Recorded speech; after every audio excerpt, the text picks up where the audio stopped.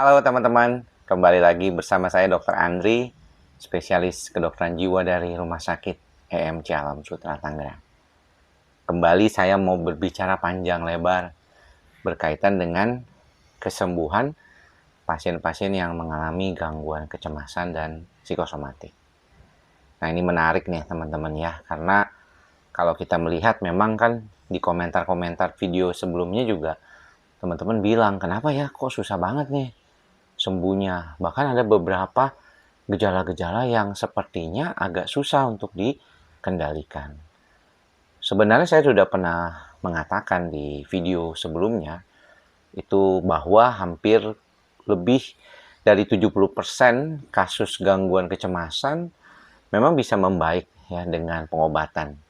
Gejalanya juga bisa sampai 80% berkurang.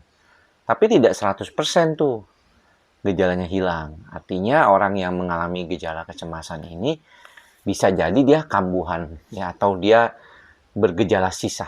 Nah, ini mungkin yang perlu dipahami oleh teman-teman dalam kategori bagaimana kita menerapkan prinsip ikhlas dalam hal tersebut. Saya tahu mungkin tidak gampang menerima bahwa kita mengalami masalah gangguan kecemasan, apalagi kalau sampai bergejala fisik yang berat pada kondisi gangguan cemas panik, atau dengan gejala gangguan cemas menyeluruh dengan gejala somatisasi atau kita bilang psikosomatik yang dominan seperti sakit lambung, jantung berdebar-debar, ya, rasanya nggak enak nafas, seperti orang geliengan, kepingin pingsan, dan segala macamnya. Nah, ketika diperiksa dengan berbagai macam pemeriksaan dokter, kok nggak mendapatkan hasil yang signifikan adanya sesuatu yang bermasalah. Dan pengobatan akhirnya lebih ke dominan simptomatik. Ketika si pasien datang ke dokter jiwa atas saran teman atau karena nonton video YouTube saya, kayaknya kadang-kadang ada harapan pengen sembuh dong pastinya 100%. Namun sayangnya penyakit ini tentunya seperti juga banyak penyakit lain sebenarnya, kadang-kadang tidak bisa sembuh 100%. Kita tahu ada beberapa penyakit yang bisa menimbulkan gejala dan dampak yang lebih luas lagi. Contoh yang paling sering kita temukan adalah penyakit diabetes mellitus atau kencing manis. Itu sangat punya banyak problem kemana-mana. Sehingga saya sangat menjaga badan saya agar jangan sampai kelebihan gula. Ketika kemarin sempat saya melakukan pemeriksaan dan HbA1c saya sampai 6,2, ya biasanya cuma 5,3, saya langsung menerapkan intermittent fasting sudah 3 minggu belakangan ini. Dimana saya makan hanya dalam jangka waktu 8 jam setiap harinya, dari 16 jam saya puasa. Nah, tentunya teman-teman akan bertanya, bagaimana hubungannya dengan gangguan kecemasan atau gejala-gejala yang berkaitan dengan psikosomatik. Tetap kita berharap bahwa cara-cara non-obat yang bisa membantu kita lebih banyak bahkan daripada obat itu sendiri. Karena biasanya obat itu membantu kita di awal terapi kan. Ketika kita merasakan adanya gejala yang berat, gejala fisik yang dominan, mau nggak mau kita makan obat. Apalagi kalau gejalanya sangat mengganggu. Pasien yang misalnya bergejala lambung, kemudian dia juga mengalami gejala-gejala lain. Maka biasanya kita saling berkaitan tuh untuk membantu si pasien mengatasi gejalanya sendiri. Biasanya kita memberikan obat ya untuk membantu kestabilan di saraf pusatnya, dan juga kadang-kadang kita perlukan tambahan tetap obat-obat seperti obat lambung, obat vertigo kadang-kadang ya. Ada obat nyeri sekali-sekali, pada beberapa kasus bukan obat nyeri yang biasanya diberikan untuk kasus nyeri akut ya, kasus yang nyeri terjadi baru, tetapi ini biasanya untuk nyeri yang kronis atau nyeri yang lama. Nah, kembali ke permasalahan kenapa kok nggak bisa sembuh 100%, tapi ada teman saya kayaknya bisa baik, bisa membantu dirinya dengan baik, bagus kembali menjadi lebih nyaman ya kondisinya. Sebenarnya lebih dikarenakan karena gangguan cemas yang berdampak ke fisik ataupun gangguan cemas yang tidak berdampak ke fisik sekalipun, itu tiap orang beda-beda. Ada banyak sekali faktor yang berkaitan dengan hal tersebut. Ada faktor genetik, ya, ada faktor gizi. Ya, teman-teman mungkin kita perlu perhatikan juga tuh gizi kita. Ada faktor pola asuh, lingkungan tempat tinggal kita, ya. Saya pernah punya pasien yang orang Indonesia nih, tinggal di negara 4 musim, di mana ketika dia masuk musim gugur ke musim dingin biasanya mengalami gejala-gejala depresi, ya. Tapi kalau misalnya sudah masuk ke semi dan ke summer, ya enggak lagi gitu. Padahal orang Indonesia ya, tinggal ke sana juga baru sekitar 3 tahun. Jadi artinya kok bisa dia ada mengalami seasonal affective disorder. Tapi ketika dia pulang ke Indonesia, di mana kita tuh rata-rata hampir setiap tahunnya pasti kena matahari ya. Nggak ada matahari kita tuh di Indonesia. Itu ya hilang gejalanya. Nggak ada lagi itu gejala-gejala seasonal affective disorder. Ini adalah salah satu yang membuktikan bahwa faktor lingkungan sangat menentukan juga ya terjadinya kondisi-kondisi seperti ini. Nah, ini mungkin perlu dipahami oleh teman-teman semuanya. Faktor yang sering kita lupakan juga adalah bagaimana pola kepribadian kita itu mempengaruhi terjadinya suatu keadaan yang kita sebut sebagai masalah kegangguan kejiwaan. Orang cemas biasanya tuh perfeksionis ya. Semuanya serba kepengen sesuai dengan apa yang dia inginkan. Istilahnya kalau bisa ya semuanya itu sesuai apa yang dia mau lah gitu ya. Kalau bisa pasangannya harus melakukan seperti apa yang dia mau, orang-orang lain juga harus melakukan apa yang dia mau. Kalau dia melakukan sesuatu dia harus berpikir atau bahkan mengharapkan atau bahkan kepengen selalu hasilnya tuh seperti yang dia harapkan. Walaupun pada kenyataannya ya kadang-kadang kan nggak bisa ya semuanya, tergantung juga dengan kondisi sehari-hari kita. Ini yang kemudian menjadi salah satu masalah ya ketika ternyata faktor yang berhubungan dengan kehidupan kita sendiri tidak selalu pas gitu di dalam konteks ini. Maka daripada itu ya akhirnya kita mendapatkan banyak kekecewaan, kita bisa mendapatkan banyak kekesalan ya, yang mungkin ditahan terus dalam hati kita, dianggap bagian dari proses pekerjaan kita, namun ternyata otak kita nggak mampu mengatasi hal tersebut gitu. Itulah mengapa kalau kita lihat ya banyak orang yang kemudian mengalami gejala-gejala kecemasan itu sebenarnya kadang-kadang ditanya tuh nggak tahu dia, saya tuh dari mana ya, pikiran saya tuh kayaknya nggak ada apa-apa deh, baik-baik saja gitu. Tapi kenapa kepikiran sesuatu itu bahwa ada sesuatu yang kelihatannya nggak sesuai gitu. Dan saya rasa itu yang perlu kita perhatikan. Ya. Saya selalu mengatakan ikhlas, sabar, dan sadar. Sadar ini menjadi penting kembali gitu ketika kita berhadapan pada situasi-situasi pemicu ya yang mungkin tidak kita sadari. Kadang-kadang kalau pasien bertanya tentang peran hipnoterapi gitu ya, saya suka bilang ya boleh aja sih hipnoterapi. Ya mungkin dengan hipnoterapi kita jadi tahu gitu deep inside sebenarnya apa sih yang menjadi sumber problem kita gitu. Ya, tapi tetap yang melakukan perbaikan ya teman-teman sendiri ya, pasiennya sendiri ya. Ya nggak mungkin juga hipnoterapisnya itu memberikan suatu perubahan gitu di otak. Ya, tapi pasti diketahui atau diinginkan oleh teman-teman sendiri. Ya, jadi nggak seperti kayak, wis langsung berubah gitu ya.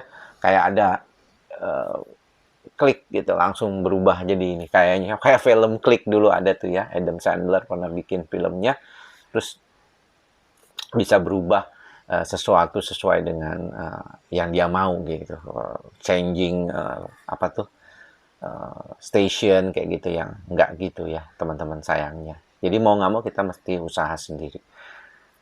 Problem yang sering ditanyakan kepada saya gitu ya sebagai dokter jiwa adalah khawatir dok kalau makan obat kebanyakan ini bisa bikin kita ketergantungan gitu.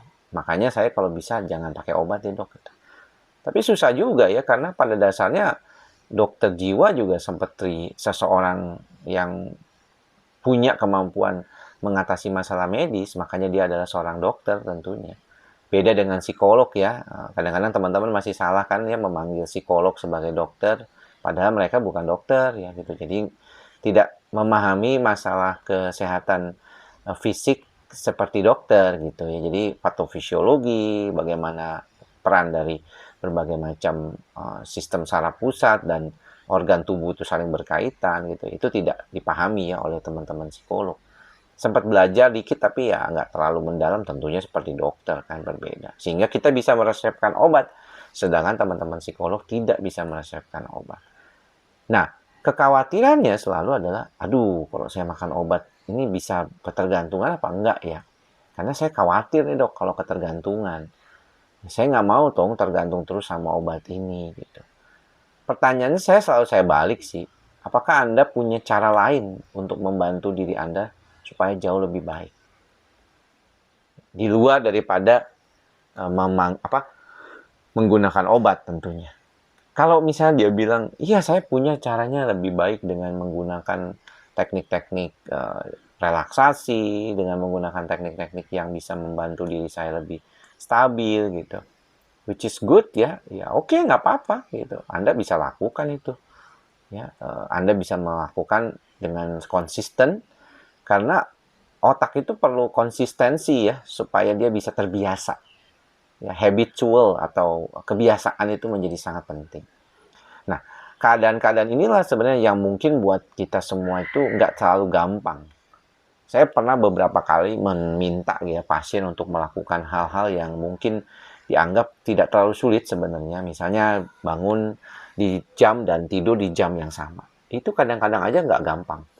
Ya, sebagian orang jam kerjanya itu nggak sama, ngaco gitu ya. Kadang-kadang bisa pulang jam 7 malam, kadang bisa jam 5 sore, kadang bisa jam 2 pagi gitu ya. Jadi sangat susah.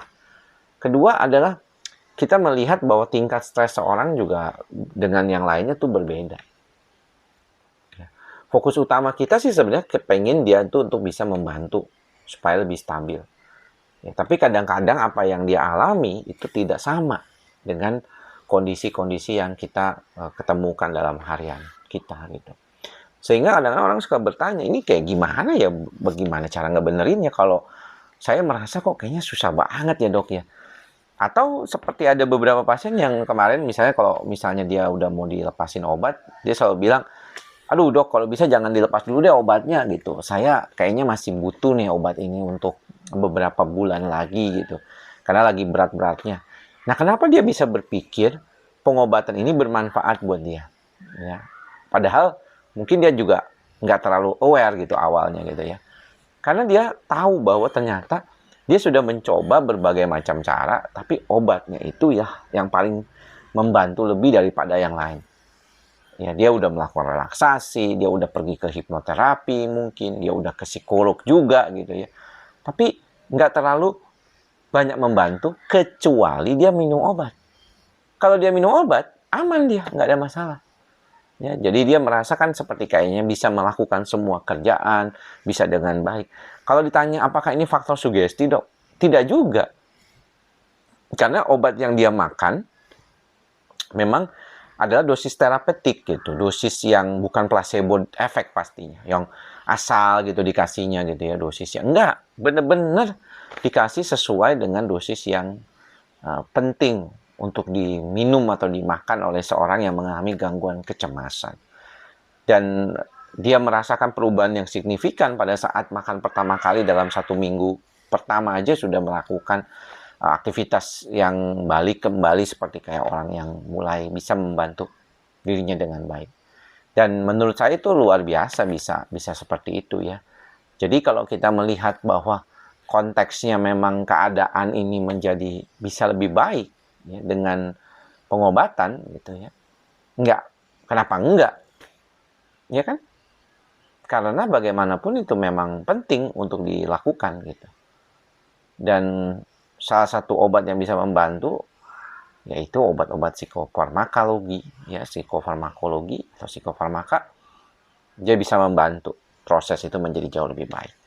Dan teman-teman tentunya bisa melihat sendiri gitu ya, mencoba sendiri ketika minum obat itu menjadi baik. Tapi kalau saya lihat juga banyak dok komentar-komentar mengatakan obat itu nggak bagus, bahkan ada yang bilang katanya teorinya belum tentu benar gitu ya. Ya teori sih sudah dibuktikan dalam berbagai penelitian dimanapun. Ya bukan cuma di satu negara, bukan cuma satu orang, tapi berbagai macam orang itu sudah melakukan penelitian tersebut dan hasilnya bagus gitu. Nah ini yang menjadi penting nih buat teman-teman semua. Kalau demikian, ketika psikoterapi CBT, Cognitive Behavior Therapy, yang membutuhkan waktu sekitar 7 sampai 8 sesi gitu ya untuk selesai minimal gitu ya. Itu nggak semua orang bisa mengikutinya tuh. Ya, karena takes effort, ya, butuh usaha, butuh waktu ya untuk menemukan dokternya, butuh pembiayaan tentunya. Ini juga penting. Jadi nggak semua yang kita inginkan bisa terjadi di dalam praktek tuh bisa kita lakukan. Ya, makanya dengan segala keterbatasan yang ada, kita berharap nih orang itu bisa mampu sedikitnya mengenali gejala kecemasannya, mampu mengenali gejala depresinya. Karena ketika dia sudah mampu, setidaknya dia bisa nantinya buat ke depan untuk membuat dirinya jauh lebih nyaman. Ya, ini yang paling penting. Jadi pengobatan itu untuk membantu dirinya lebih nyaman dan kemudian nanti dia bisa bekerja seperti biasa. Karena produktivitas adalah yang saat ini dikejar oleh WHO. Kita berharap orang itu bukan cuma asal nggak ada gejala, tapi juga produktif. Artinya dia menghasilkan uang secara ekonomi, memberikan kontribusi pada kelingkungannya. Ini menjadi penting pesan dari WHO ini untuk kesehatan jiwa. Maka daripada itu, kalau saat ini saya cukup agresif misalnya menggunakan obat untuk membantu pasien-pasien cemas, psikosomatik, depresi, bipolar, skizofrenia, khususnya untuk kasus-kasus skizofrenia itu memang walaupun kadang-kadang sering terlambat datangnya, tapi ya oke lah. Setidaknya kita membantu dengan pengobatan yang baik dan bisa menjadi lebih nyaman buat si pasiennya. Tapi yang paling penting adalah obat-obatan cemas ini yang sebenarnya banyak membuat orang tuh jadi khawatir kalau pakai. Kenapa? Karena takutnya ketergantungan. Dan ketergantungan inilah yang menghambat orang tuh pakai obat psikiatri secara teratur. Ya, mereka kebanyakan cuman pakai 1-2 bulan, setelah itu dia nggak mau pakai lagi. Jadi kita nggak berharap itu terjadi, dan dengan edukasi yang baik, mudah-mudahan kalau teman-teman rasanya ini bisa bermanfaat buat yang lain juga silakan share gitu ya, nggak usah nunggu izin saya. Itu kalau di YouTube biasanya kita www.ss katanya gitu ya, biar saving videonya gitu, itu bisa, atau di share juga bisa. Jadi itu sesuatu cara berbagi, mungkin siapa tahu ada yang mau memahami lebih jauh tentang proses pengobatan. Oke, teman-teman, demikian saya cukupkan saja. Mudah-mudahan ada terbuka sedikit. Saya akan menyapa teman-teman setiap 2 hari sekali. Ya, mudah-mudahan apa yang saya sampaikan ini bisa bermanfaat buat teman-teman tentunya. Semoga semua makhluk berbahagia. Jangan lupa ya, salam ikhlas, sabar, dan sadar. Salam sehat jiwa. Bye-bye. Thank you semuanya.